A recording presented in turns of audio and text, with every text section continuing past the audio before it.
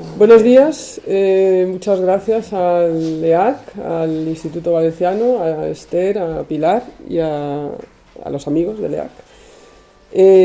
Esto está muy mal organizado porque hablar después de Manuel es un fracaso absoluto, pero bueno. También, bueno, sí, no, porque creo que a mí me va a ayudar en mi presentación. Digamos que ha marcado una serie de un marco de trabajo y un marco institucional que es muy interesante y que, digamos, en el que yo también me interesa estar. Yo voy a presentar el Centro de Arte Bombas Gens.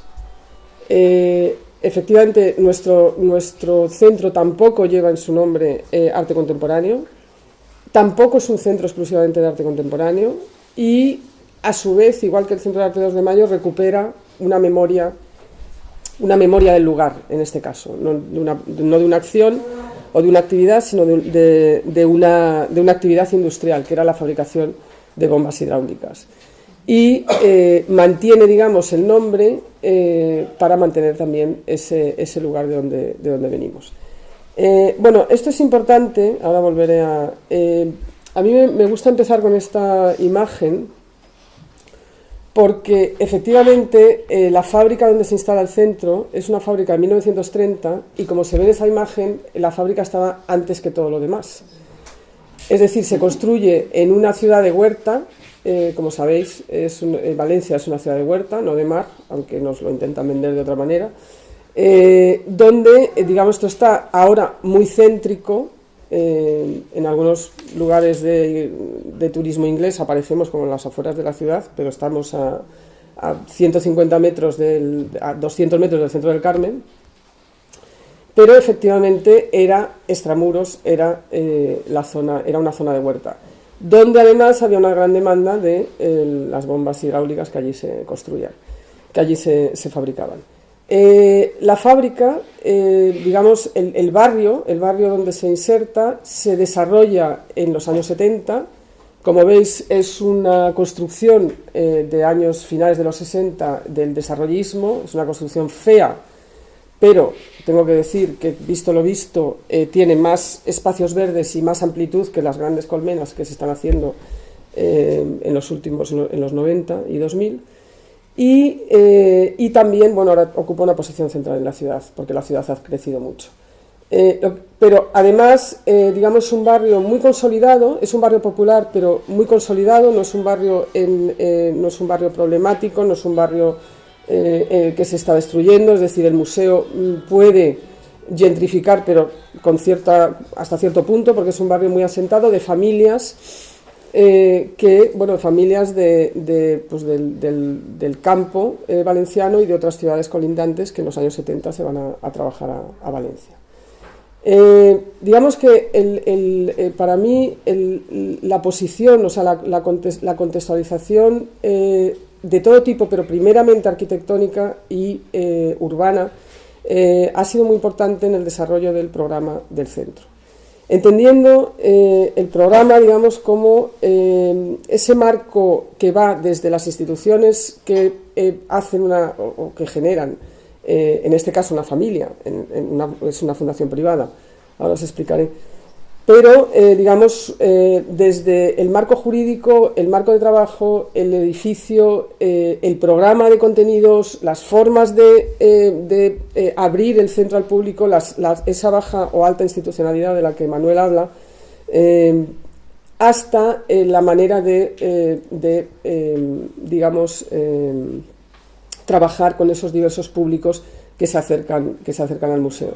Y eso que parece que es también lo que nunca hay en ningún centro, o sea, en el centro a veces hay colección, casi siempre hay edificio y no hay ni director, ni colección, ni idea de lo que se quiere con ello, sabemos en la historia reciente de nuestro país cómo han surgido los centros de arte. Yo creo que estamos en otro momento y entonces vamos a intentar pasar página. Pero digo que ese programa parece que no, pero tiene que permear, o sea, lo que Manuel, digamos, para llegar a esa pista de baile hay una serie de decisiones anteriores y de posicionamientos por parte tanto de los políticos como de los directores, como del equipo, como de los bedeles, que es muy importante.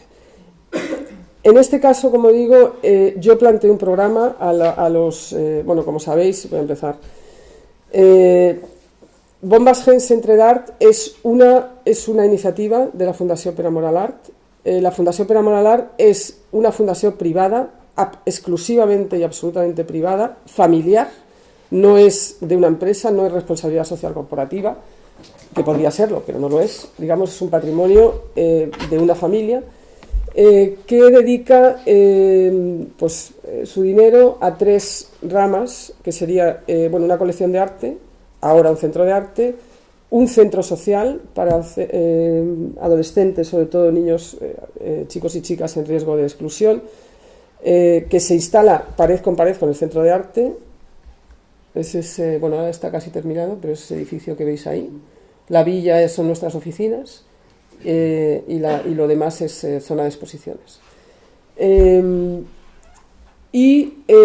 hay unos recursos que dedica a investigación en enfermedades raras, especialmente la enfermedad de Wilson, sobre todo para el estudio y la divulgación.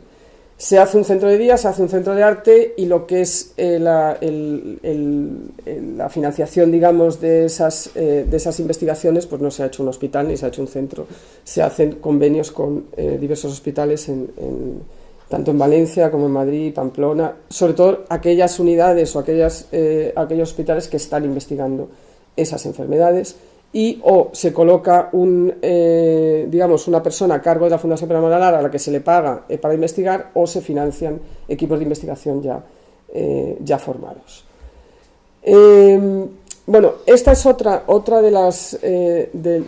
también, digamos que el ser un centro de arte que pertenece a una fundación con un fin social también va definiendo el ADN. A mí no me gustan las identidades, no la identidad, pero sí las identidades de un centro. El centro de entrada es gratuito. Bueno, ahora se está planteando una revisión, pero no del centro, porque en el curso de la restauración, como me imagino que sabéis, porque somos todos de la región, se ha descubierto un refugio de la Guerra Civil y una bodega del siglo XV.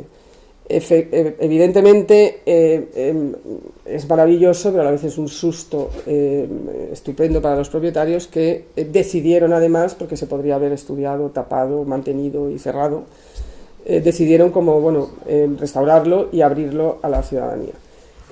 Bueno, ahora se está debatiendo si se puede cobrar o no, porque eso además implica, sobre la base, digamos, del presupuesto anual, pues nuevos mediadores, nuevos guías, nuevas personas para cuidar un patrimonio que además es muy, muy, muy importante y a la vez muy delicado. O sea, no pueden entrar las personas solas, es muy pequeño, es de difícil acceso, y tampoco se puede tocar porque la bodega tiene 5 siglos y el refugio 1 siglo. Pero bueno, digamos, el centro se instala a su vez en un barrio popular. El centro es gratis. Yo creo que eso es muy importante, y como ha dicho Manuel, eso ha hecho que muchas personas que nunca habían entrado en un museo estén yendo a nuestro museo y estén volviendo. Aparte también de que digamos, el trabajo con el contexto más cercano ha sido también una de las líneas de trabajo.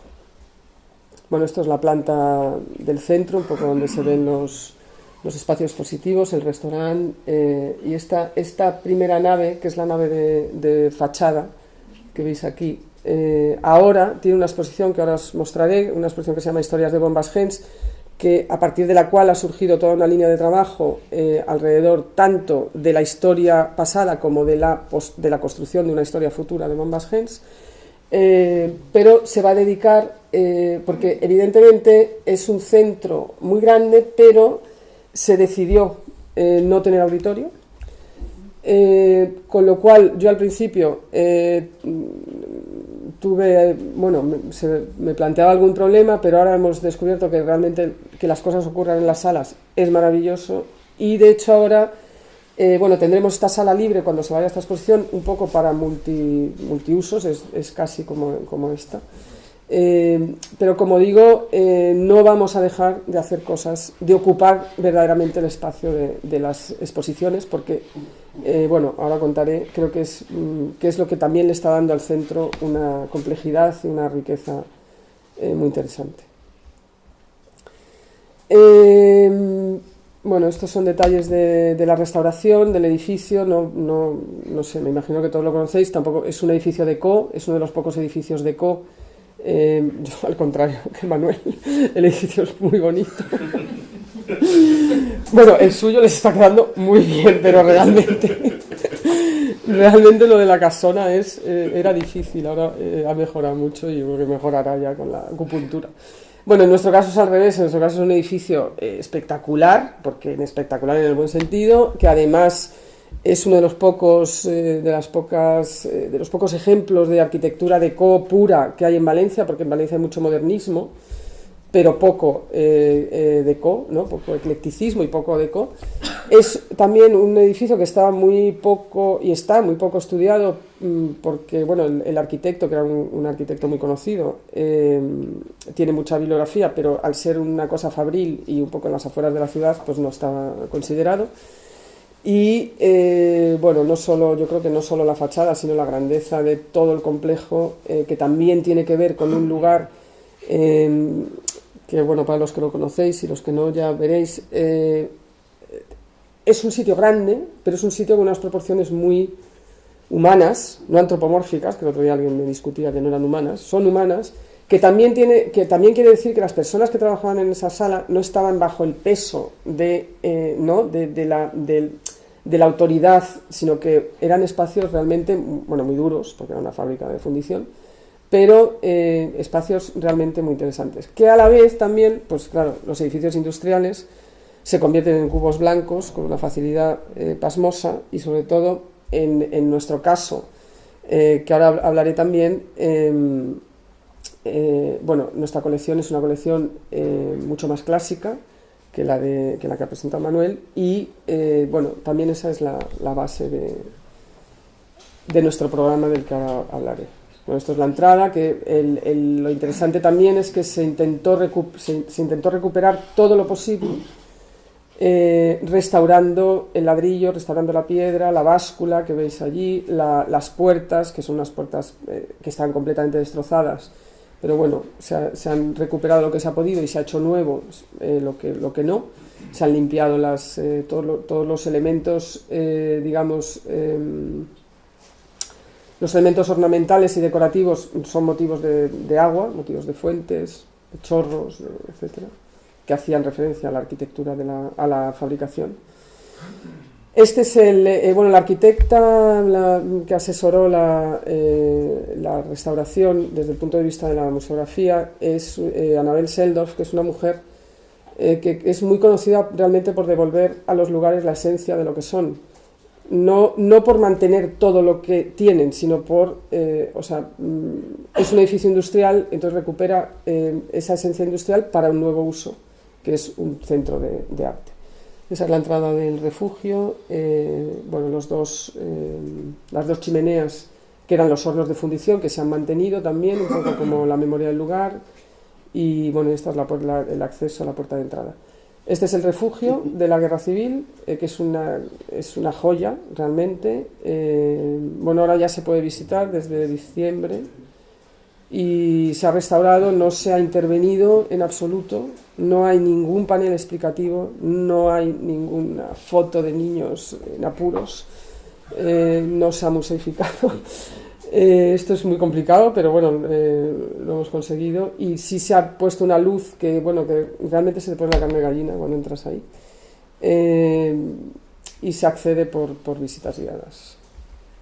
Y esta es la bodega que se abrirá el próximo mes, la bodega del siglo XV, que se encontraron restos de tinaja con las marcas de los alfareros, un regalo también, porque es la única bodega del siglo XV que queda en Valencia. Y además estaba perfectamente conservada. Bueno, esto quiere decir que en una parcela ahora mismo de no sé cuántos metros, muchos, 6.000 o 7.000, hay 5 siglos de historia de la ciudad. O sea, se puede reconstruir 5 siglos de historia de la ciudad, y es más, se puede reconstruir más porque por debajo de la fábrica pasaban también las acequias medievales, ¿no?, que regaban la ciudad de Valencia, que venían de él, y que de hecho hay, eso sí está tapado, pero queda algún resto. Entonces, bueno, todo ese hábitat rural pegado a la ciudad durante mucho tiempo se ha querido ocultar porque, como sabéis, nos han alicatado la huerta para hacer bloques de pisos, y bueno, y no interesaba demasiado destacar que Valencia, en el fondo, su pasado es un pasado rural, con centros, digamos que Valencia a mí me parece muy interesante, pero dices, se está descentralizando la cultura, pero al final es que cada pueblo, cada barrio tiene su lugar de cultura porque tenía, digamos, un contexto propicio para ello. Entonces, bueno, ahora tenemos una cuarta pata, que es la pata patrimonial, o sea, nos estamos convirtiendo también en un lugar de turismo en el sentido pues más claro, efectivamente, como volviendo al arte contemporáneo. El arte contemporáneo es más complicado que otras cosas y hay que trabajar mucho para que llegue a las personas, pero la arqueología y las piedras pues es muchísimo más fácil. Entonces, bueno, nosotros ahora estamos en ese equilibrio y bienvenido, digamos, también las personas que por ver la bodega ven la exposición que está o la actividad que está en las salas de arte contemporáneo. Bueno, este sería el marco arquitectónico, el marco contextual. A ver, la especificidad de este centro es que pone en valor una colección privada. La colección Per Amor al Art, que tiene unas 1.800 piezas, que está asesorada desde hace 10 años por Vicente Todolí, bueno, que tiene un cierto gusto por lo abstracto y a la vez en pintura, escultura y cine, y también es una gran colección de fotografía clásica del siglo XX y XXI.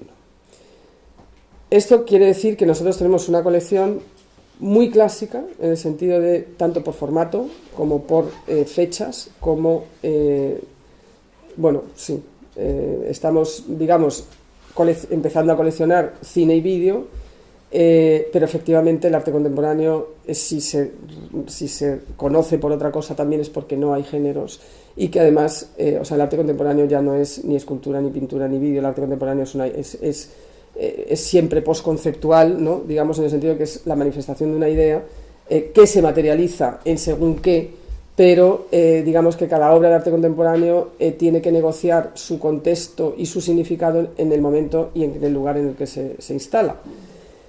En ese sentido, la colección, lo que sí estamos intentando es que la colección sea el motor, digamos, de hablar de lo que el arte contemporáneo puede hablar, y de lo que cualquier arte puede hablar, porque yo creo que lo interesante también del arte en general es que puede hablar de muchas cosas. El arte no habla nunca, no es unidireccional. A partir del arte, el arte es un modo de conocimiento, es un modo de comprensión de lo real, es un modo de aproximación a otras cosas que no entendemos, y en ese sentido, bueno, pues el potencial del arte está en un Velázquez o en un Bruce Nauman. Igualmente, ¿no?, ese pensamiento contemporáneo del que hablaba Manuel, yo creo que es muy importante porque, bueno, la reconsideración de la historia y el replanteamiento de los discursos, pues también es, en el fondo también es algo muy interesante que está ocurriendo ahora, y que además el desarrollo de la contemporaneidad ha permitido mirar hacia atrás, rompiendo, ¿no?, esa historiografía tan estanca. Bueno, esta es la primera, esta fue la primera presentación de la colección, que se termina ahora en febrero. Fue la que inauguró el centro, bajo la rúbrica de ornamento igual a delito. Bueno, claro, mi trabajo ahí, que en este caso sí es mi lectura de la colección, esperemos que en algún momento esto pueda cambiar, pero también nosotros estamos, o sea, la sensación es que estamos empezando por lo básico para poder llegar más lejos y bueno, yo creo que hasta cierto punto muchas personas que están volviendo no hubieran venido si hubiéramos empezado con algo mucho más radical de entrada. Entonces, bueno, mi trabajo aquí es, a partir de esa colección que yo recibo para trabajar con ella, intentar plantear un discurso a través, una serie de discursos a través de ellas. La cuestión del ornamento me permitía, digamos, algo que tiene una base teórica, una base teórica como bueno, la discusión sobre lo ornamental y el arte que recorre toda la historia del arte, y a la vez es una manera, digamos, fácil de entender que todos sabemos lo que es el ornamento. O sea, todos vamos, bueno, yo no voy muy ornamentada nunca, pero es parte del ornamento, es igual a delito, porque nos enseñaron que el ornamento era de baja calidad, de clases bajas, de tal, y entonces ahí todo el mundo del arte vestido de negro, bueno, o de rojo. Efectivamente habla de eso también, ¿no? De cómo, pues de los papeles pintados, de las flores, de calendario, y bueno, ha sido realmente un éxito porque, primero, todo el mundo que entra encuentra un lugar que es agradable, que no expulsa, que no... Nosotros sí damos ticket, pero no se cobra entrada, que puede ir y volver, que puede ir con su familia, que puede gritar, los niños pueden correr, bueno, a lo mejor les pueden decir algo. Si te pasa la raya te pueden decir por favor, pero no hay guardias de seguridad, no hay... y a la vez también, bueno, la figura de los vigilantes de sala la hemos transformado en mediadores, pero en mediadores reales, que son guías cuando tienen que ser, pero la idea era tener personas que, como dice mi amiga Esther, queremos estudiantes de Harvard, pero a precio de... O sea, tienen carreras, másters, 3 idiomas, que es lo que se pide en este museo, valenciano, castellano y inglés. Y bueno, son personas que están ya desarrollando, en esta segunda tanda de exposiciones ya están ellos desarrollando los talleres, ya están desarrollando los modos de acercar las exposiciones, que hasta ahora habíamos trabajado con personas externas. Pero lo más importante es que están las 24 horas, las 8 horas o lo que esté abierto el centro, no es que están en unos momentos y en otros, y bueno, que cada uno puede llegar, preguntar, se le puede explicar, etcétera. Preguntar cualquier cosa, desde quién paga esto hasta por qué has puesto eso ahí, y etcétera. Bueno, esta exposición, como digo, que la trabajé con Nacho, por cierto,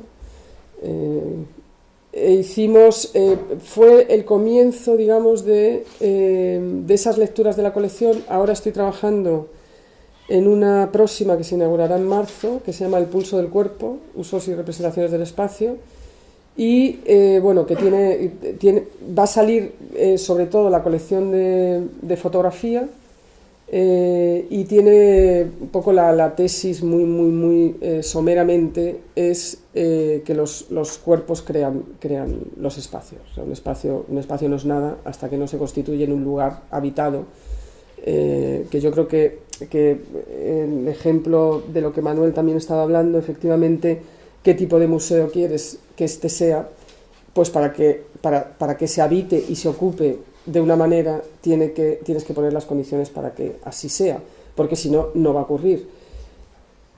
Y lo mismo yo creo que en el tema del arte contemporáneo, o en los museos y centros de arte contemporáneo, efectivamente tienes que trabajar en esas condiciones de acceso y de comprensión del arte para que lo que hagas, el potencial de lo que hagas salga, y sobre todo llegue al resto, ¿no? O llegue a los diferentes públicos. Bueno, estos son vistas de las salas. Como veis, es una exposición realmente clásica, pequeños formatos en zonas más pequeñas, Feldman, etc. Y esta es la exposición que inauguró, también la exposición temporal que inauguró el espacio. Las exposiciones temporales, bueno, todo es temporal, porque la colección durará entre 8 y 10 meses y las temporales entre 4 y 5 meses. Todo el programa expositivo surge de la colección, que también todo el programa expositivo y de actividades sea, esto que parece a la vez, o que parece que puede ser muy reductor, a mí me está... bueno, yo creo que todos los museos, su programa temporal tiene que surgir de sus fondos y de su misión. Cuando yo estuve en la Tapies, si hacíamos Museo de Valcárcel Medina, lo podíamos hacer porque se confrontaba con Tapies. O sea, Tapies era como la base donde surgía, incluso por oposición, el tipo de programa. Y en este caso es muy evidente, pero eso, digamos que es como tener algo que a la vez que te constriñe, te ayuda a, bueno, una vez establecida la base, a trabajar sobre ella. Esta fue la exposición de Bleda y Rosa, y ahora tenemos una exposición de Paul Graham. Claro, para mí lo más, digamos, lo que más me interesaba en un centro, trabajar en un centro de estas características, aparte de trabajar con una magnífica colección y aparte de hacer exposiciones como comisaria, que llevo 25 años haciendo, quiero decir que sí, que está muy bien, es mi modo de vida, pero bueno, lo que realmente me llamaba la atención era cómo establecer esa presencia del centro, o sea, cómo el centro podía reverberar tanto en el contexto inmediato como en el contexto menos inmediato. El contexto menos inmediato, la gente siempre decimos que lo internacional a veces es lo más fácil. Quiero decir, hay que trabajarlo, pero convertirte en una institución de referencia entre centros de arte contemporáneo del mundo, pues es hacer bien las exposiciones, intentar hacer con una profesionalidad extrema muchas cosas, estar en los círculos, tener los contactos. Quiero decir, es fundamental, efectivamente, y es muy importante, pero personas con 30 años de trayectoria o con 40, bueno, pues es bastante normal que un centro que está asesorado por Vicente Todolí, que tal y cual, pues enseguida tenga una repercusión nacional e internacional. Yo creo que lo verdaderamente importante de un centro es lo que sirve para su ciudad y cómo puede trabajar, porque además el cómo trabaje por la ciudad va a repercutir en todo lo demás, que eso parece que no, pero yo creo que hemos pasado de lo global a lo interlocal o sea, lo global, pues sí, tenemos que vivir con ello, pero como discurso yo creo que es muy poco interesante. Y a mí me parece que tiene más sentido, por ejemplo, trabajar desde Móstoles y ver cómo puedes irradiar hacia afuera, o trabajar desde Marchalenes y cómo puedes irradiar hacia afuera. Y ahí es donde, bueno, me parecía el reto mayor de este lugar, era pues cómo también abrir un nuevo museo de arte contemporáneo, un nuevo centro de arte moderno en el año 2017, en una ciudad que además ahora empieza a tener muchos centros y muchos lugares de exposición y la cultura se ha convertido por fin en un eje de desarrollo para algunos de los nuevos gobiernos.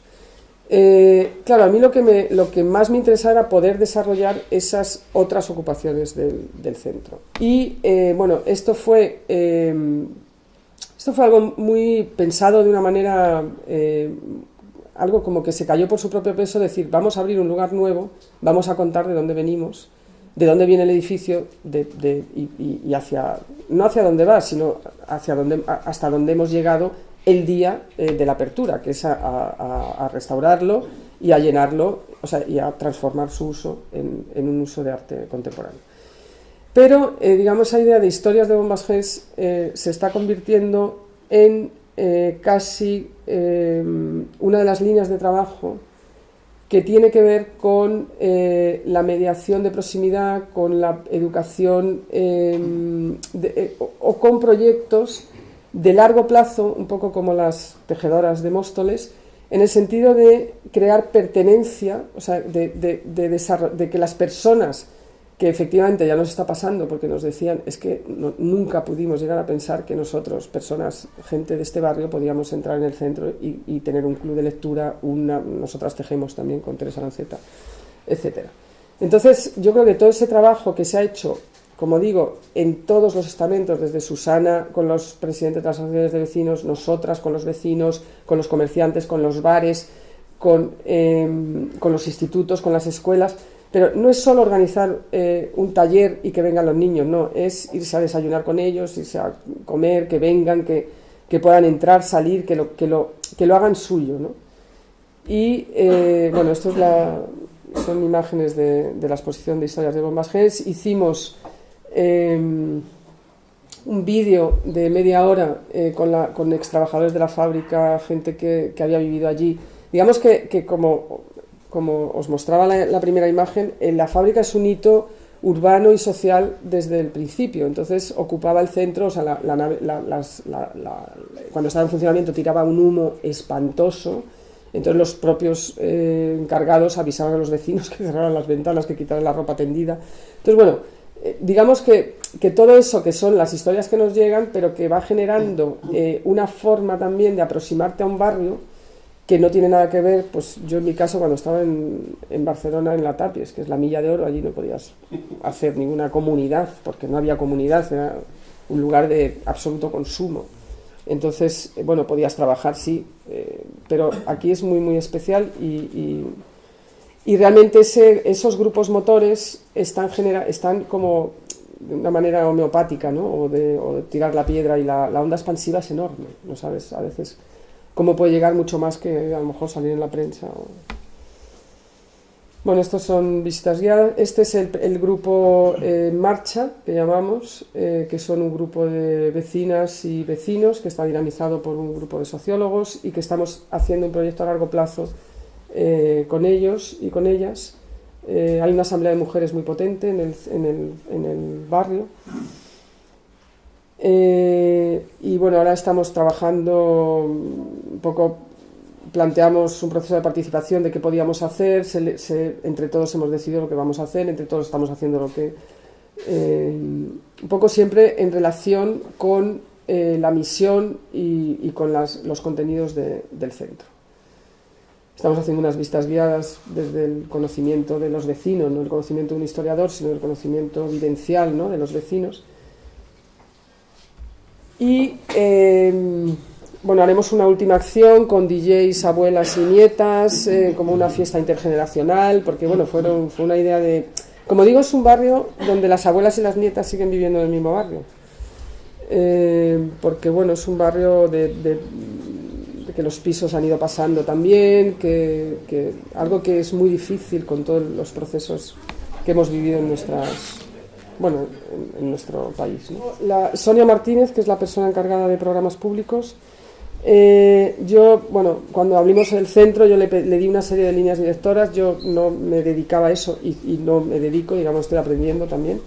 Ella es una persona que venía sobre todo de escénicas y sobre todo de producción con gente y tal, y esto me parece muy interesante. Ella definió un programa de lo que llama visitas guiadas a partir del cuerpo, a partir de la danza, a partir de la escucha, del sonido, a partir de la palabra y a partir de la imagen. Pero con la idea no tanto de performance. Ella considera que las artes escénicas pueden estar en el museo, pero no como tales artes escénicas, hay que trabajarlas. Y bueno, y en ese sentido estamos desarrollando para cada exposición una serie o sea, la idea es una visita guiada que te explican, en vez de hablarte y explicarte verbalmente, bueno, pues a través del cuerpo. Se puede hablar con las personas a través de la música. Otra iniciativa que es invitar a los artistas a hablar de sus procesos, no tanto de la teoría, sino de los procesos, de cómo trabajan. No sé, Inma Femenía pues nos llevó los plásticos que utiliza, nos enseñó los colores, las cartas de colores. O sea, un poco como llegar al sentido de las cosas, pero a través de cómo se hacen las cosas, de los procesos. Y aquí tenemos a nuestra estrella y estamos Teresa Lanceta, que dio una charla, y entonces tenemos nuestro Tejiendo Marchalenes, que nos reunimos. Es un procesos, pero expandido, que tiene 6 sesiones, y que al final haremos una pequeñita exposición en la nave cero. Bueno, Manolo Laguillo, que le invitamos a un laboratorio que él llamó Levantamiento Fotográfico de Marchalenes. Entonces fueron un grupo de 20 personas trabajando con él 3 días intensivamente. y bueno, esto fue una exposición que se nos llenó. Y visitas guiadas, se llenó demasiado. Visitas guiadas especiales, tenemos un convenio con el máster de fotografía de la Universidad de Valencia, y entonces los profesores, nos aprovechamos un poco de los profesores del máster que vienen a Valencia y les pedimos que hagan una visita guiada. Este es Enric Mira, Pablo Lafuente, que hizo una visita en enero sobre ornamento, aunque habló de los indígenas. Quiero decir, las visitas especiales no son... bueno, si Víctor del Río sí habló de Paul Graham, hizo una visita fantástica.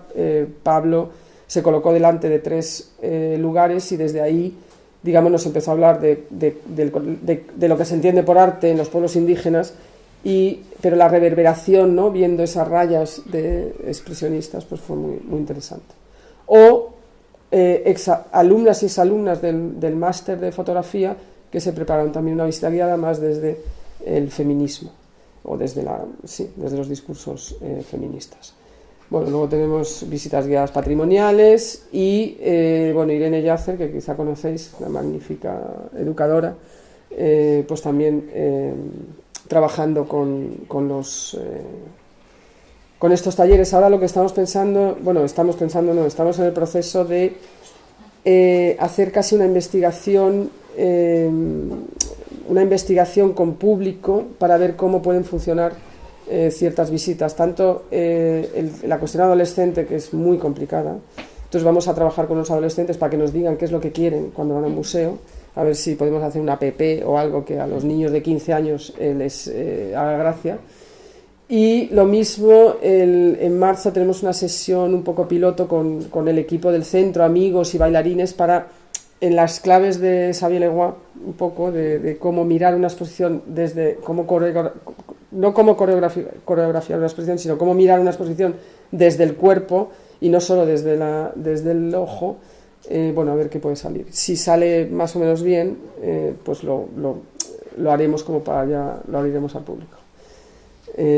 Bueno, lo que es interesante, y con esto termino, lo prometo, es que lo que me parece muy interesante de aquí es que no, digamos que a partir de esa colección cualquier persona podría pensar que no se puede hacer nada, que es una colección antigua, que es una colección de los 60, que es una colección de los 80, que lo que esa colección significa pues poco, no es de actualidad, y es completamente al contrario. O sea, a partir de esa colección estamos elaborando, ¿no?, una serie de líneas de trabajo y líneas de discurso que creo que además están contribuyendo a que esa colección esté llegando a las personas de una manera no convencional, ¿no?, como podía ocurrir anteriormente. Muchas gracias.